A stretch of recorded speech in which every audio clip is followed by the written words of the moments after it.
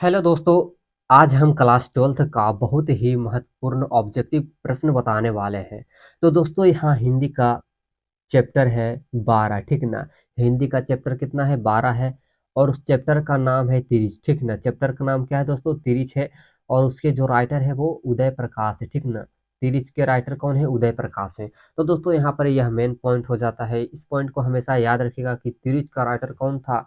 उदय प्रकाश, ठीक ना। तिरिच के राइटर कौन थे? उदय प्रकाश। तो चलिए पहला प्रश्न को देखते हैं, ठीक ना। दोस्तों एक बात और, इसके पहले 11 पार्ट को हम अपने चैनल पर अपलोड कर दिए हैं। वो सभी बहुत ही महत्वपूर्ण ऑब्जेक्टिव को चुनकर अपलोड किए थे। तो आप लोग नहीं देखे होंगे तो उसको जाकर देख लीजिएगा, ठीक ना। तो यहाँ पर पहला प्रश्न देखते हैं। पहला प्रश्न है, तिरिच किस प्रकार की रचना है? तिरिच जो है दोस्तों वो किस प्रकार की रचना है, ठीक ना।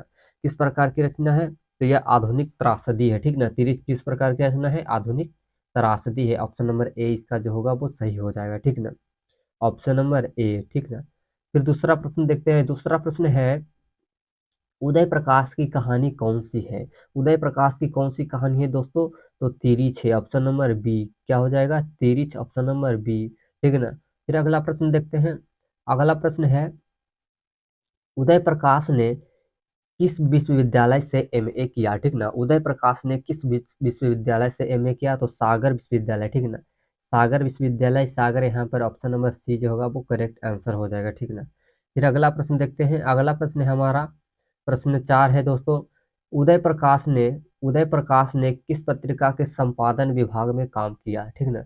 उदय प्रकाश ने किस पत्रिका के संपादन विभाग में काम किया था दोस्तों? तो 4 का जो सही आंसर हो जाएगा दिनमान, ठीक ना। कहाँ काम किया था? दिनमान, ऑप्शन नंबर ए में दिख रहा है, इसलिए ऑप्शन नंबर ए इसका सही हो जाएगा, ठीक ना। फिर अगला प्रश्न है, उदय प्रकाश जी ने किस अंग्रेजी पत्रिका का संपादन किया है? किस अंग्रेजी पत्रिका? तो एमिनेंस का, ठीक ना। ऑप्शन नंबर सी हो जाएगा इसका करेक्ट आंसर, एमिनेंस। फिर चलिए अगला प्रश्न देखते हैं। फिर अगला प्रश्न है, उदय प्रकाश जी किस पत्रिका के सहायक संपादक थे?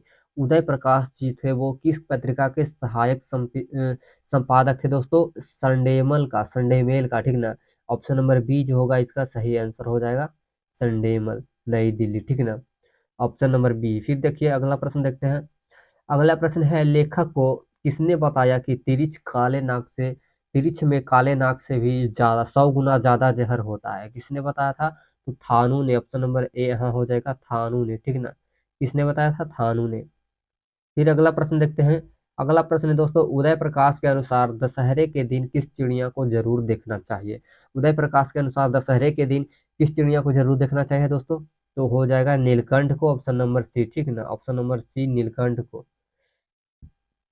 फिर अगला प्रश्न देखते हैं। अगला प्रश्न है हमारा, लेखक को किसने 3-3 सौ के 3 नोट दिए थे? ठीक ना, 3-3 सौ के 3 नोट दिए थे, किसने दिया था दोस्तों? तो डॉक्टर पंत ने दिया था, ठीक ना। डॉक्टर पंत ने। नो का कितना हो जाएगा? नो का जो सही आंसर हो जाएगा बी हो जाएगा, डॉक्टर पंत ने, ठीक ना।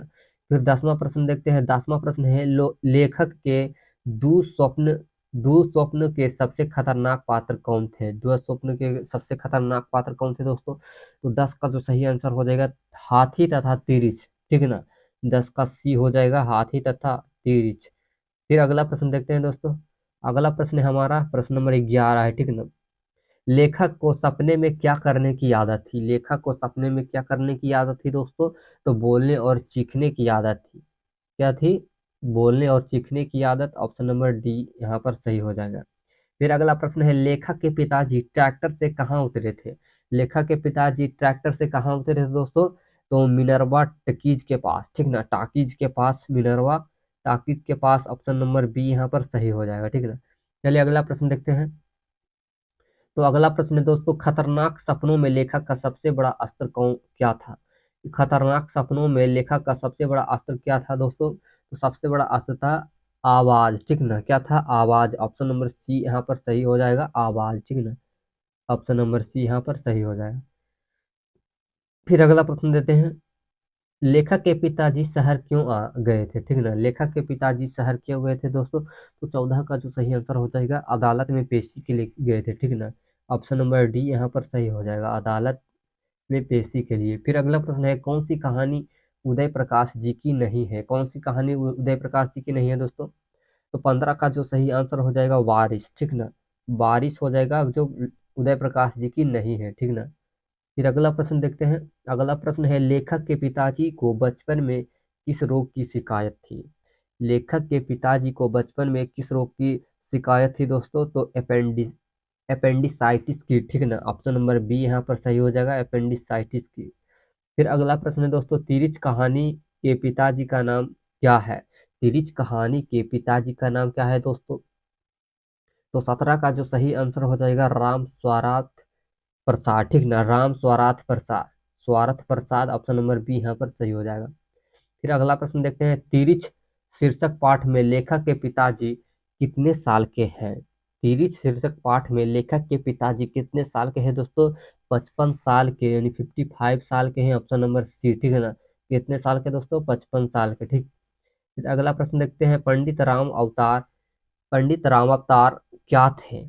पंडित राम अवतार क्या थे दोस्तों? तो ज्योतिष और वैद्य थे, ठीक ना। ज्योतिष और वैद्य, ऑप्शन नंबर डी यहाँ पर सही हो जाएगा, ठीक ना। फिर चलिए अगला प्रश्न देखते हैं, तिरिच कहानी के कहानीकार कौन है?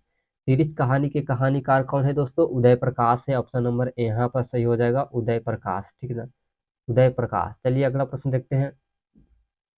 अगला प्रश्न है दोस्तों, कौन सी कृति उदय प्रकाश की नहीं है? कौन सी कृति जो है वो उदय प्रकाश की नहीं है, ठीक ना। तो टूटा हुआ पुल, ठीक ना, टूटा हुआ पुल ऑप्शन नंबर सी में देख रहे हैं, वो नहीं है, ठीक ना, ऑप्शन नंबर सी इसका सही हो जाएगा, 21 का, ठीक ना।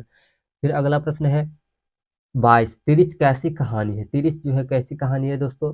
तो 22 का जो सही आंसर हो जाएगा प्रतीकात्मक कहानी, ठीक ना, प्रतीकात्मक कहानी, ऑप्शन नंबर डी यहाँ पर सही हो जाएगा। फिर अगला प्रश्न देखते हैं। अगला प्रश्न है, पिताजी की मृत्यु कैसे हुई? पिताजी की मृत्यु कैसे हुई थी दोस्तों?